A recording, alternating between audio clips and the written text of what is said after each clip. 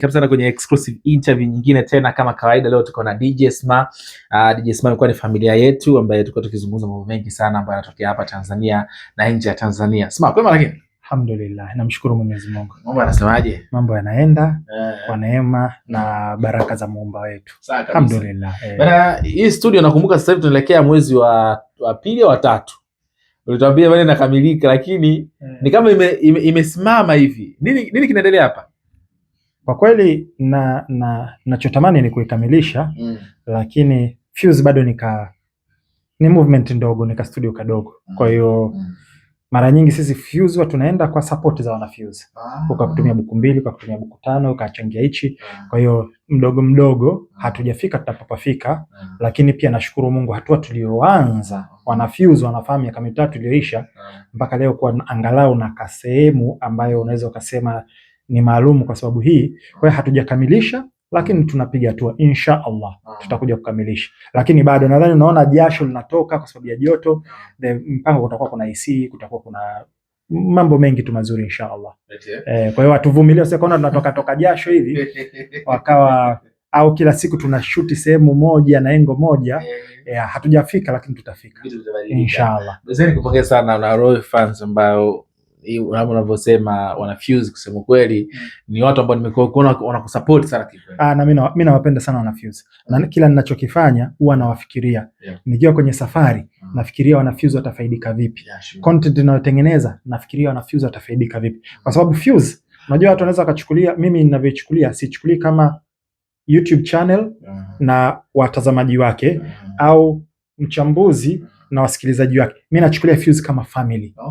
Ni jamii. Yes, kwa hiyo mimi huenda nikawa sura lakini nafikisha ujumbe, na kila mtu kwenye Fuse nategemea na atachukua ujumbe wenye heri na ulio mzuri atafikisha. Wazazi watapata mentorship na watamentor watoto wao na watu watafaidika. Kwa hiyo naichukulia kama jamii, na huenda matokeo ya Fuse yasionekane leo, kesho kutwa, lakini baada ya miaka 10, 15 ndio tukaja tukaona matokeo ya Fuse. Kwa hiyo mimi Fuse naichukulia kama jamii na ninawapenda sana wana Fuse. Okay, sawa.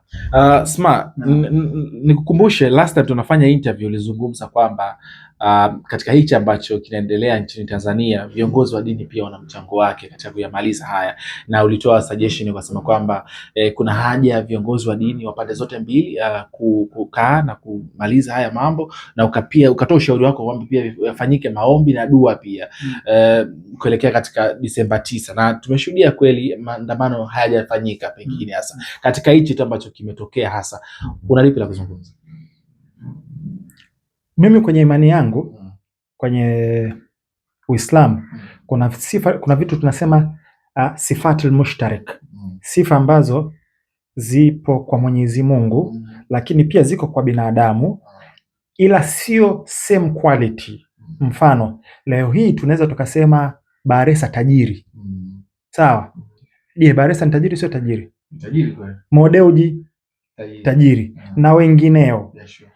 Ila Mwenyezi Mungu ni tajiri na sifa yake moja inaitwa Al-Ghani. Kwa hiyo ni tajiri. Kwa hiyo utajiri wa Mungu sio utajiri wa binadamu, lakini kila mmoja ana aina yake ya utajiri. Utajiri wa Mungu ni yule ambao hauna mwanzo wala mwisho wala kikomo, kwa sababu yeye ni Mungu ambaye hana mwanzo wala mwisho, hana aliye juu yake wala chini yake, amekamilika. Ila sisi kama binadamu tuna mipaka yetu. Kwa hiyo ukishaelewa hiyo, kuna vitu ambavyo vimetendeka kiroho, kiimani, na kuna vitu ambavyo vimetendeka kibinadamu. Mimi nilivyotoa wazo, lakini naamini sikuwa peke yangu, ilhamu anapewa watu tofauti. Nikaomba mufti mkuu atoe wazo la kufunga siku 3, na alitoa issue ya kunut.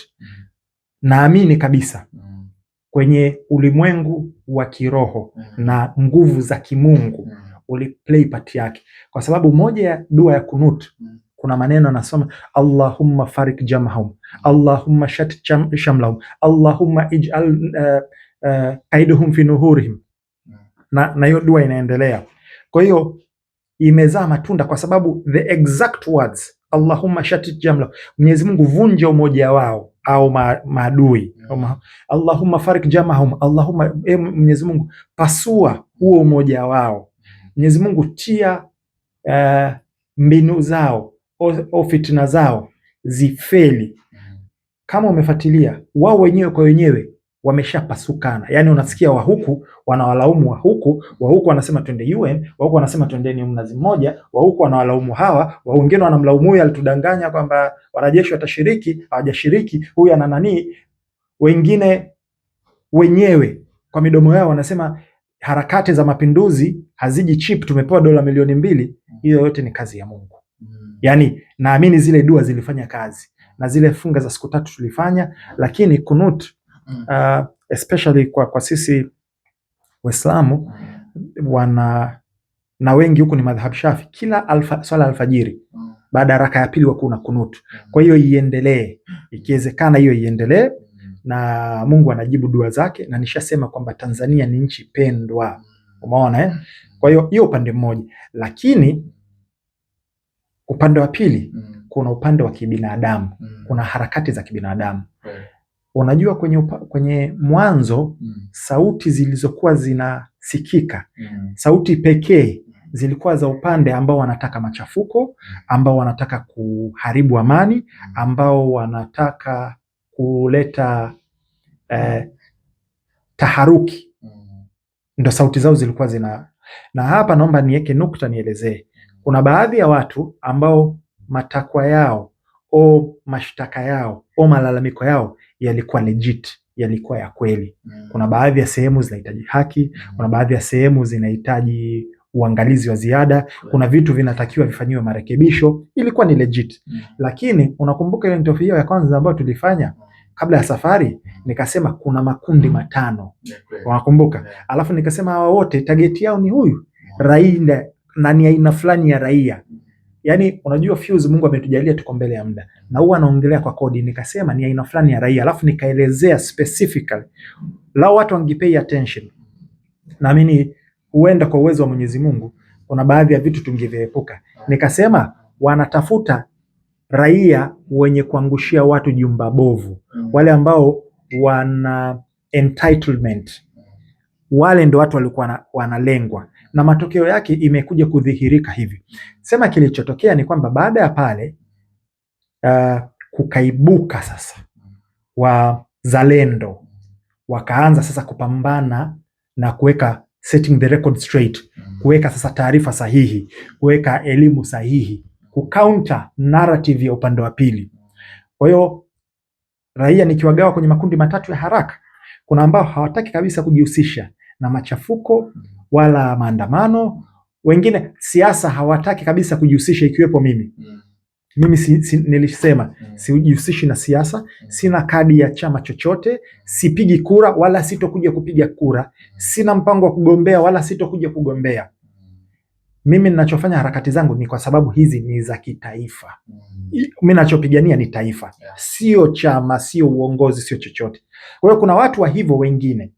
Alafu kuna watu ambao wameshakunywa sumu ya upande wa pili, hawaelewi hata shuke Nabii Isa, Yesu sasa hivi na malaika na watakachokiona hawatokubali. Washanyweshwa walichonyeshwa, watafanya watakachofanya. Wanasema wamekunywa maji ya bendera. Wala wazalendo ndio wamekunywa maji ya bendera. Wale kuna kauli fulani ambazo zinasemekana hapa, sitotaka kuzitaja kwa sababu sio ya kistaarabu. Mimi ndio maana natumia sumu. Wamekunywa baadhi ya sumu, wamenyweshwa sumu. Alafu katikati kuna raia ambao walikuwa wana hang, wao ni bendera fatu upepo. Kwa hiyo kwa vile mwanzo upande wa kule ndio ulikuwa una nguvu na ndio sauti pekee iliyokuwa inasikika, hawa bendera fatu upepo walikuwa upande wa kule. Lakini sasa wameibuka wazalendo sasa hivi, watu wanatoa elimu, wanafahamisha, na ukweli umedhihirika kwamba kumbe hizi ni biashara, kumbe kuna watu wanafanya biashara, kumbe kuna watu wanalipwa hela. Na makala yale ambayo iko kwenye YouTube channel ya DJ Smart 255 inaitwa kabisa biashara ya kafara. Watu wakiingia pale watasikia jinsi nilivyoelezea. Kwa hiyo hata wale waliokuwa katikati wameamka, na baadhi ya wale watu ambao huenda walikuwa wameathirika kwa kiasi fulani na sera za upande kule baada ya kusikia counter. Ndo maana kipindi kile ulivyoniuliza kuhusu Larry, nikasema yule kashafanya pati yake, mwacheni, msalalamikeni na nyinyi fanyeni pati yenu. Yes. Kwa hiyo sasa hii pati ya pili ndo ilikuwa ina miss before tarehe 29 na 30. Lakini sasa hivi kumeibuka upande wa pili na watu wamefanya harakati, kwa hiyo imeweza ku counterbalance, na siku zote ukweli na haki huwa unajisimamia. Ndo maana tumeona kilichotokea. Na anyway, ngoja niishie hapa, nitakuja kujibu huko mbeleni wapo utaniuliza. Naam. Okay, sawa. Na kuna vitu vingi ambavyo vinazungumzwa, matakwa na vitu vingine vingi pia. Sababu kubwa hasa ilikuwa ni elimu, kwa sababu nimeona pia kama ulivyokuwa nakizungumza, tulimshuhudia pia kulikuwa nazungumza kuhusu msemaji wa serikali pia, amezungumza sana hapa katikati pia. Imesaidia pia na yeye, naamini kwa kiasi fulani, sio kubwa. Mimi ninachoamini, na hichi ni kitu ambacho naomba kiwe on record, tunarekodiwa, watu waliopambania taifa hili katika kipindi hichi ambacho tulikuwa kwenye harakati za mapinduzi na aggressive mapinduzi na watu kutaka kuharibu taifa letu, ni watu ambao kabla tarehe 28 au mwezi mmoja nyuma walikuwa hawatambuliki, walikuwa hawajulikani. Wameibuka ni wazalendo, hawafaidiki chochote. Sijui mimi, okay, siwezi nikasema, lakini waliibuka wakaanza kupambania taifa, wakatumia platform zao, japokuwa ni watu wadogo wadogo, lakini wale ndo wamepambania ili taifa na kucounter misinformation na disinformation na propaganda zile. Wale ndo maheroes wa taifa hili katika kipindi hichi, kwa sababu nitakwambia kitu kimoja, mimi wanakuwa very realistic kwenye saikolojia. Kiongozi wa serikali especially katika kipindi hichi, hata akiongea ukweli, saikolojia ya wengi imelokiwa kuto kukubali anachokiongea. Yes, ndo saikolojia. Kwa hiyo inawezekana mtu akaongea ukweli na nini, na kwenye point kama hiyo, naomba tu nitoe wito kwa serikali, wanatakiwa wa centralize communication zao, kwa sababu kuna disconnect kubwa. Anachokiongea waziri mkuu na anachokiongea sio mkuu wa mkoa na anachokiongea baadhi ya watu wa polisi na anachokiongea mtu mwingine ziko disconnected, hawana yes. Kwa hiyo ataongea hivi, ataongea hivi, atasema hivi, atasema hivi. Wanatakiwa wa centralize communication zao iwe ni kitu kimoja kutoka center moja, kuanzia kwa rais, kwa waziri mkuu, kwa mawaziri, wakuu wa mikoa, viongozi wa polisi na wengine wote wawe on the same page, kwa sababu kuna disconnection hiyo. Hicho ni kitu ambacho pia wanatakiwa kifanye. Anachotakiwa yeye, mimi naamini anatakiwa apandishwe cheo, akae juu, akae behind the scene, alafu haikwe mtu mwingine ambaye, na mimi binafsi unakumbuka niliongelea hiyo Jay Shankar. Yes. Tunahitaji Jay Shankar wetu na mtu ambaye mimi kichwani kwa kweli yupo na ninamuona anakidhi vigezo vyetu ni mtu, sababu kwanza ni mwanasheria, cha kwanza. Kwa hiyo mwanasheria amekuwa trained jinsi ya kukabiliana na hoja za upande wa pili, cha kwanza. Cha pili, amesomea international diplomacy, kwa hiyo anaijua international diplomacy. Cha tatu, he's naturally smart, he's very smart, namjua at a personal level. Na cha nne, which is very important, ana passion na hii kitu, yuko up to date, anajua kinachoendelea. Yani yule muda wowote ukimwamsha, ukimtupia swali, anakujibu, ana composure, anajua vizuri. Kwa hiyo nadhani tunahitaji mtu binafsi, huyo ndo ninayemfahamu. Huyo ndo Jay Shankar wetu kwa Tanzania yetu. Yani mkimweka pale mtafurahia show. Kwa hiyo aliyepo sasa hivi amefanya kazi kubwa. Anaweza kawa nyuma, anatoa mwongozo, anasimamia idara, anahakikisha kwamba communication yote ya taifa kama serikali yote inakuwa centralized. Kwa hiyo nadhani katika swali lako ulouliza kwenye upande huo, huenda nimejibu. Kama kuna kitu hakiko, labda unahitaji maelezo ya ziada, naweza nikaelezea. Okay, sawa. Pengine sasa hasa unajua watu wanatamani haya mambo yaishe kama ulivyoisha kuzungumza hapo awali. Pengine hasa sasa wito wako sasa, ukiacha kama umezungumza kwamba kutakuwa serikali kwa na kauli moja ambayo inaanzia juu mpaka huko chini na baadhi ya vitu vingine, hasa ni nini hapa sababu unahisi sasa ili uweze kuyamaliza haya, japo kuna tumeambiwa pia kuna kamati ambazo zimekuwa za maridhiano ambazo zinachunguza vitu vingine kama hizo pia.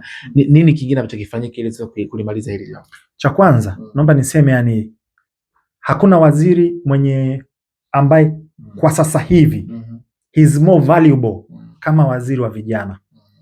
Na mimi wasisifiagi tu, sina uchao wa kusifia. Naongea kwa fact kwa sababu anachokifanya yeye ndo kinachotakiwa. Kwenye makala yangu ya Operation Breaking TZ nilisema kusummarize tatizo lote liliopo ni disconnect kati ya raia na serikali yao. Hiyo ndo summary ya matatizo yote, nikiambiwa ni ya summarize kwenye sehemu moja. Sasa anachokifanya yeye kwa kwenda mtaani na kuongea na vijana na kuongea na raia na kuwasikiliza, hiyo ndo inarudisha connection. So far sielewi kwa nini mawaziri wengine wako maofisini kwao, sielewi. Kwa sababu unakaa ofisini unafanya nini? Wewe umepewa wajibu huo kwa sababu ya kusimamia maslahi ya raia. Nenda kwanza kawasikilize raia, sikiliza wanachokitaka, sikiliza kero zao, jifunze, alafu ndo rudi ofisini ufanye mikakati yao. Sielewi kwa nini, yani mimi natamani nipite na viboko niwaambie tutoke, nendeni mitaani, na hawawezi wote wakafanya. Wale waende mitaani, ongeeni na raia. Wakuu wa mikoa, tokeni, ingieni mitaani, ongea na raia, kawasikilizeni. Wakuu wa wilaya, tokeni. Viongozi tofauti, iwe ni viongozi wa polisi, piteni mitaani, ongeeni na washikaji, wasikilizeni, wana kero gani, shirikianeni nao. Hiyo ndo hatua ambayo inahitajika effective immediately. Sasa hivi ndo kinachotakiwa. Hiyo itarudisha disconnect. Lazima ujue ujue saikolojia ya watu. Mtu anapokuwa na dukuduku hapa, unaweza ukashangaa tu ana hasira kila saa, hata kuongea na wewe kitu kidogo kakutana na kopo kalipiga huko kwa sababu ana dukuduku. Ndio maana angalia, unapokuwa na jambo, ukipata mtu wa kuongea naye, unahisi kama umetua mzigo fulani. Kwa hiyo wale raia wanapopata nafasi ya kuongea na viongozi wao, toa madukuduku na mengine yako yana make sense. Umeona? Juzi nimesikia raia mmoja anasema, jamani, umekuja wewe gari yako ya milioni 400 hiyo. Umeona? There is a possibility serikali iangalie vitu kama hivi, kwamba kuna baadhi ya vitu vinaweza vikapunguzwa. Kuna gari zingine nzuri ambazo zinaweza zikaplay wajibu wake, na vitu vingine ambavyo vinaweza vikafanyiwa kazi. Kwa hiyo sio kila anayelalamika ana makosa. Kuna watu wengine ambao ni legit, wasikilizwe, wapewe pia fursa ya kusikilizwa, kwa sababu pia kukosa fursa ya kusikilizwa ndio maana sometimes unakuta pipe inavuja. Pressure inapokuwa kali sana, maji yanatafuta sehemu ambayo sio sahihi ya kutokea.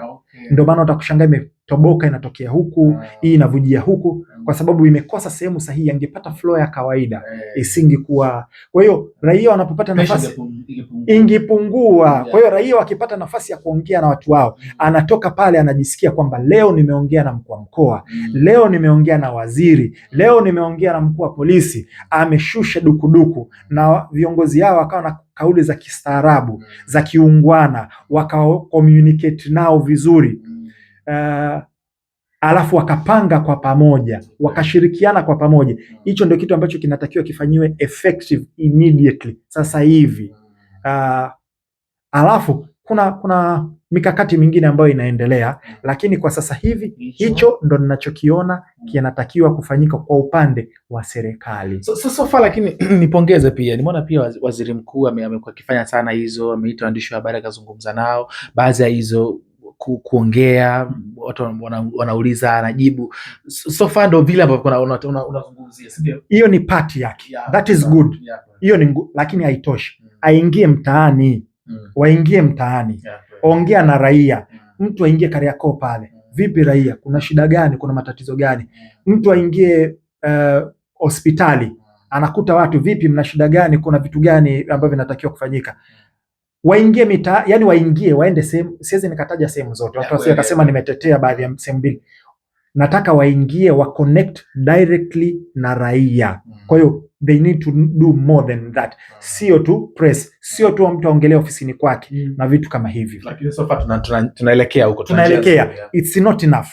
Tumeanza, lazima efforts ndogo ndogo ziheshimike, lakini naamini inatakiwa ifanyike zaidi ya yes. Na raia ni wasikivu. Unakumbuka mulisikia waziri mkuu kasema kama mtu hana umuhimu wa kutoka usitoke. Raia si walikaa ndani, na waliotoka walikuwa na umuhimu wa kutoka, na waliruhusiwa movement zao, na mimi nina ushahidi. Kuna watu ambao walitoka, walikuwa wanatakiwa ende sehemu fulani, wakakutana na beria, wakaulizwa unaenda wapi, wakasema naenda sehemu fulani, una kitambulisho, akaonyeshwa kitambulisho, akaruhusiwa, akapita. Kuna watu ambao wanafanya disinformation na uongo kwamba Tanzania tuliwekwa kwenye lockdown. Naomba niwaambie waache uongo, waache unafiki, au huenda uelewa wao ni mdogo. Lockdown ilifanyika tarehe 29, 30 ile ilivyotangazwa kwamba ikifika saa 12 kila mtu akae ndani. Ile sasa ndo lockdown, ile ni curfew. Hii iliyofanyika, hakuna amri iliyotoka kwamba msitoke.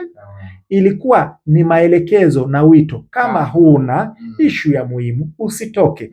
Je, watu walitoka? Kuna watu walitoka ambao walikuwa na mishe zao, sawa, lakini ambao hawakuwa na issue zao za muhimu hawakutoka. Kwa hiyo ieleweke kwamba raia ni wasikivu. Sasa kwa vile raia wamekuwa wasikivu, serikali nayo iwe wasikivu. Yes, ioneshe kwamba sisi tukisogea na nyinyi mnasogea, tunakutana katikati. Hivyo ndo mnajenga taifa lenye maelewano na lenye taifa productive. Yes, ni vitu ambavyo vinatakiwa vifanyiwe kazi. Katika hicho hicho umezungumza kwamba kuna hizo misinformation ambazo zinatoka pia. Nimemsikia rais wa Uganda Yoweri Museveni alikuwa anamzungumzia ndugu yetu Larry Madowo, akanasema katika kila alicho kiripoti Tanzania Uganda asiguse, atakiona cha moto. Yuko sahihi pia kuonya hizo vyombo vya habari vya kimataifa? Bro, vyombo vya habari vya kimataifa ni vya kimataifa, sisi ni nchi zetu hizi. Yani kwenye ile waraka uliotoka wa press release kati ya rais wa Tanzania Samia Suluhu Hassan na rais na balozi wa Marekani, kwenye barua ukisoma, Tanzania is a non-aligned sovereign country. Sisi ni nchi ambayo haifungamani, lakini sovereign, tuna haki ya kujiamulia. Unajua Watanzania, naomba tuwe tuna akili za kuambiwa siku zote. Nasema changanya na zako, hata ni DJ Sma akikwambia changanya na zako. Tujiulize, leo hii wazungu wakija Afrika, utasikia tunataka demokrasia, kila baada ya miaka 5 muwe mna uchaguzi, tunahitaji muwe mna vyama vingi, hiyo ndo demokrasia. Sisi, na haya aliongea PLO Lumumba, sisi ndo tutatoa takwimu, demokrasia yenu iko juu au iko chini. Sisi ndo tutatoa takwimu, uchumi wenu ukoje. Sisi ndo tutatoa takwimu, uhuru wenu wa vyombo vya habari ukoje. Sawa, wakija Afrika.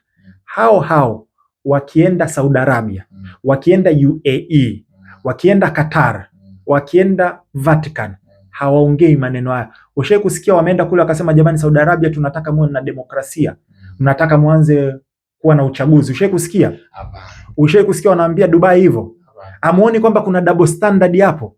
Kwa hiyo watu, akili za kuambiwa lazima uchanganye na zako. Hii mifumo tunawekewa ya kutuvuruga na inaturudisha nyuma mno.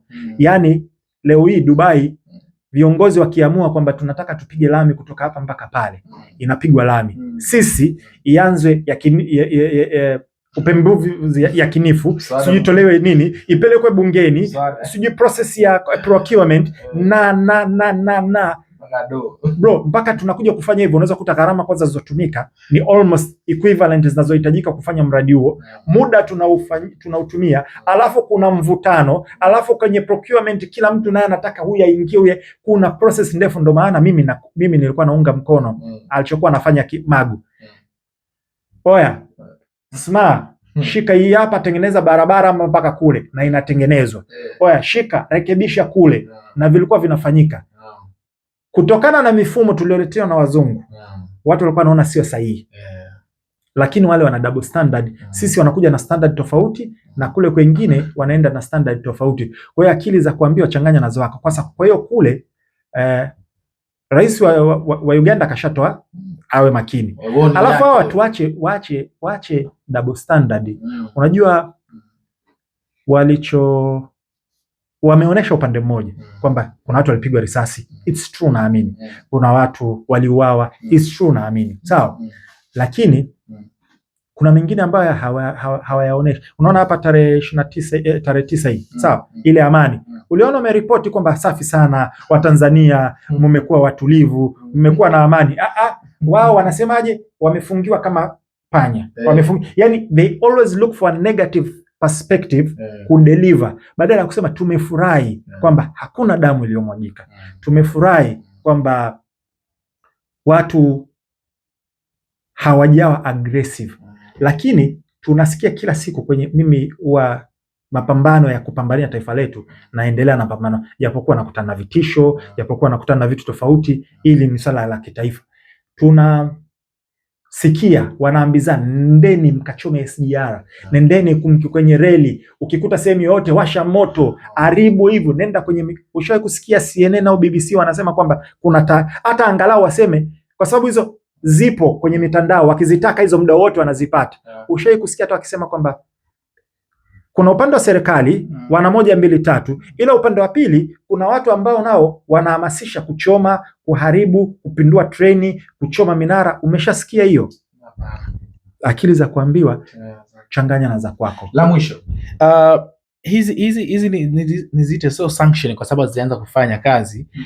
Haya matamko haya bunge la Ulaya limezungumza hiki kuhusiana na Tanzania, sijui ili simezungumza kuhusu na ili limezungumza kuhusu matamko haya mataifa makubwa haya, pengine hasa kwa Tanzania yana maana gani hasa, na inabidi pia sisi kama taifa huru ambalo najitegemea pia tuende vipi hasa ili kuweka sawa sasa ushirikiano wa mataifa? Kwanza nianze kwa kusema na nimekuwa naisema mara kadhaa, na hii ni kodi. We are playing defense. We need to start to play offense. Nchi kama nchi ya Tanzania. Hiyo ya kwanza, wenye akili wataelewa ninachokimaanisha. Cha pili, nimetoka kuongelea kwamba wanapokuja kwetu wanatupangia, mwe mna uchaguzi baada ya miaka 5, mwe mna vyama kadhaa, mruhusu kitu kadhaa, lakini hao wakienda nchi zingine ambao, kwa sababu wao si wanatuaminisha kwamba demokrasia ndio mfumo pekee ndio bora. Kwa nini msipeleke na hiyo Saudi Arabia? Kwa nini msipeleke na hiyo UAE?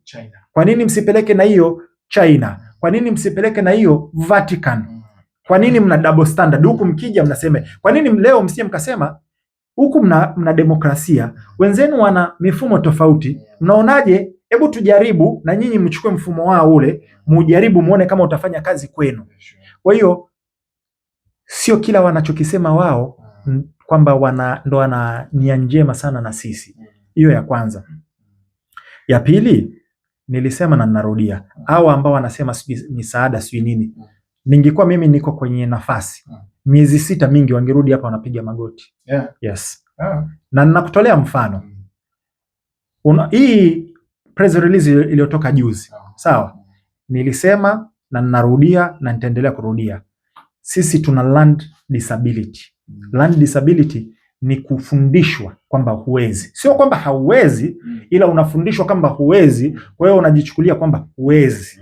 Ndio maana Watanzania wengi leo hii mtu akitaka passport anauliza, hivi hauna mtu pale anisaidie? Mtu akitaka NIDA, hivi una mtu pale ambaye anaweza? Tushafundishwa kwamba huwezi ukaenda pale ukaomba passport kwa njia ya kawaida na ukapata passport. Tushafundishwa huwezi ukaenda NIDA kwa njia ya kawaida na ukapata kitambulisho cha NIDA. Mimi nimefuata utaratibu wa kawaida na nikapata passport binafsi. Mimi nishaye kwenda pale Magomeni na nikafuata utaratibu na nikapata NIDA. Na mifano mingine ambayo nishakwambia wewe kufuata, mifano iko wazi. Kwa hiyo tuna ile learned disability kwamba huwezi mpaka usaidiwe. Kwa hiyo tuna hiyo kwamba bila misaada yao hatuwezi. Ukweli ni kwamba tunaweza na tutaweza, na wao ndo wanatuhitaji sisi. Unaona kwenye hii press nani hapa imeongelewa tena, watu waelewe, imeandikwa strategic projects. Sio projects tu, ni strategic projects. Yani ni project tunahitaje kwa Kiswahili. Mkakati. Nani strategic ndo mkakati. Project ni anyway, naomba mnisamehe. Wana project za kimkakati Tanzania. Mojawapo ni LNG, liquid natural gas. Ni project ya kimkakati yenye thamani ya zaidi ya dola bilioni 40, zaidi ya, sijataka kusema specific number.